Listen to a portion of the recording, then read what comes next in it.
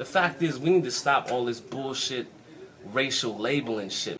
Well, what is the answer? What's your answer? You know, segregation was created by government laws. Slavery was created by government laws. Segregation, let me go. The segregation in the military by government laws. So what we want to do as libertarians is repeal all those laws and honor and respect people with freedom of choice. Well, what is the answer? What's your answer? You know, segregation was created by government laws. Slavery was created by government laws. Segregation, let me go. The segregation in the military by government laws. So what we want to do as libertarians is repeal all those laws and honor and respect people with freedom of choice. The fact is, we need to stop all this bullshit racial labeling shit. Is it time to end Don't Ask, Don't Tell policy and allow gays and lesbians to serve openly in the U.S. military? I think the current policy is a decent policy, and the problem that we have with dealing with this subject is we see people as groups, as they belong to certain groups, and that they derive their rights as belonging to groups. We don't get our rights because we're gays or women or minorities. We get our rights from our Creator as individuals. So every individual should be treated the same way. So if there's homosexual behavior in the military that is disruptive, it should be dealt with. But if there's heterosexual sexual behavior that is disruptive, it should be dealt with. So it isn't the issue of homosexuality, it's the concept and the understanding of individual rights. If we understood that, we would not be dealing with this very important problem. The fact is, we need to stop all this bullshit racial labeling shit. Unfortunately, today, everything is done by group rights. Individuals have rights. You don't have rights because you belong to a group. The fact is, we need to stop all this bullshit racial labeling shit. All right, let me ask you another question. The Obama administration is in the process, and Leon Panetta, as the new defense secretary, will implement essentially the repeal of Don't Ask, Don't Tell. So gays will be allowed to serve openly in the military. I want to ask each of you, and again, if we can be quickly, because then we want to get to the voters' questions. If you become president of the United States, now gays are allowed to serve openly in the military. Would you leave that policy in place, or would you try to change it? Go back to Don't Ask, Don't Tell, or something else? I would not work to overthrow it, but we have to remember rights don't come in groups. We shouldn't have gay rights. Rights come as individuals. If we wouldn't have this major debate going on, it would be behavior that would count, not the person who belongs to which group. The fact is, we need to stop all this bullshit racial labeling shit. Even though a majority of individuals who have served as president since Abraham Lincoln have been Republican, I believe that most black Americans who will vote in the year 2008 are not able to name even one Republican president in the 142 years since Lincoln's death who have left a positive and significant legacy for black Americans. If you are elected president in 2008, what positive and significant legacy, if any, will you leave for black Americans? Paul? I would like to believe that if we have a freer society, it will take care of blacks and whites and everybody equally, because we're all individuals, and to me that is so important.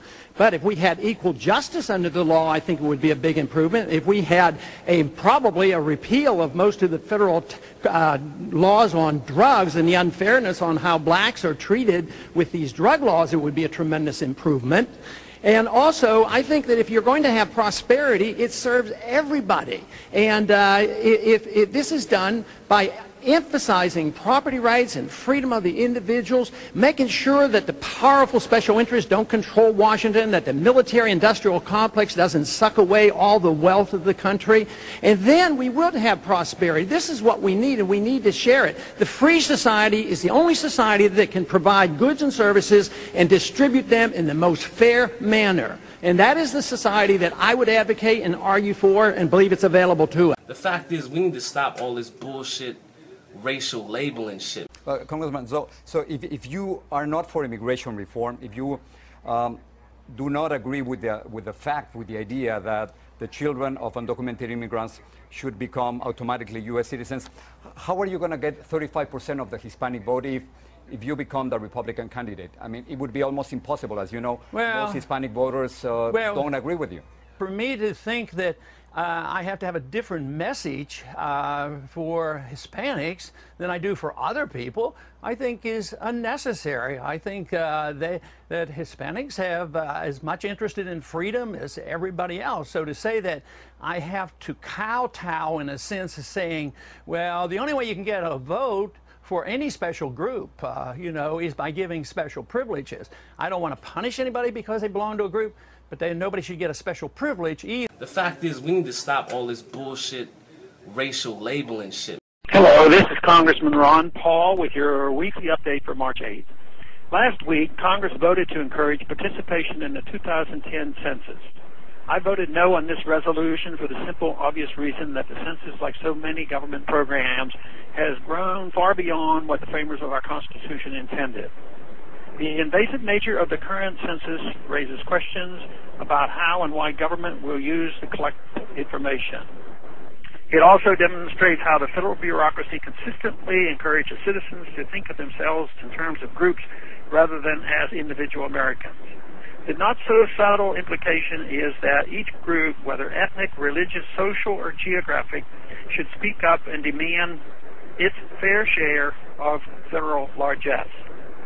Article 1, Section 2 of the Constitution calls for an enumeration of citizens every 10 years for the purpose of apportioning congressional seats among the various states. In other words, the census should be nothing more than a head count. It was never intended to serve as a vehicle for gathering personal information on citizens. But our voracious federal government thrives on collecting information. In fact, to prepare for the 2010 census, state employees recorded GPS coordinates for every front door in the United States so they could locate individuals with greater accuracy.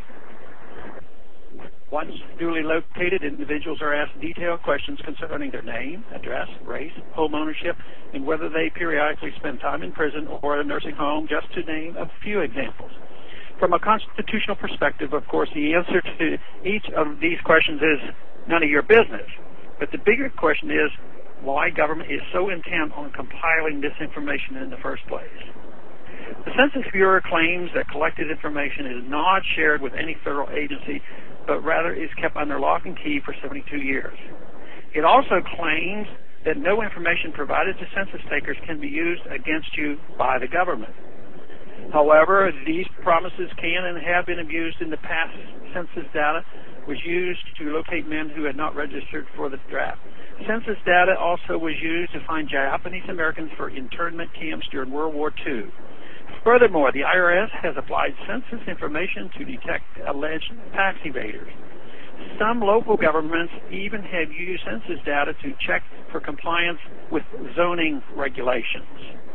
It is not hard to imagine that information compiled by the census could be used against people in the future, despite claims to the contrary and the best intentions of those currently in charge of the Census Bureau.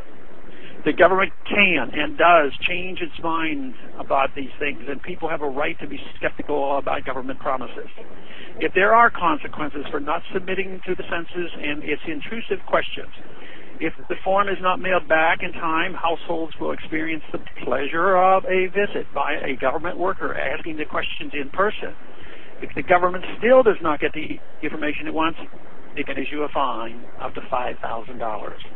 If the federal government really wants to increase compliance with the census, it should abide by the Constitution and limit its inquiry to one simple question: how many people live here? Thanks for calling this update. A new update is placed on this number, 888-322-1414, every Monday. The written text can be found on my website, www.house.gov/Paul, under the heading. The fact is, we need to stop all this bullshit racial labeling shit.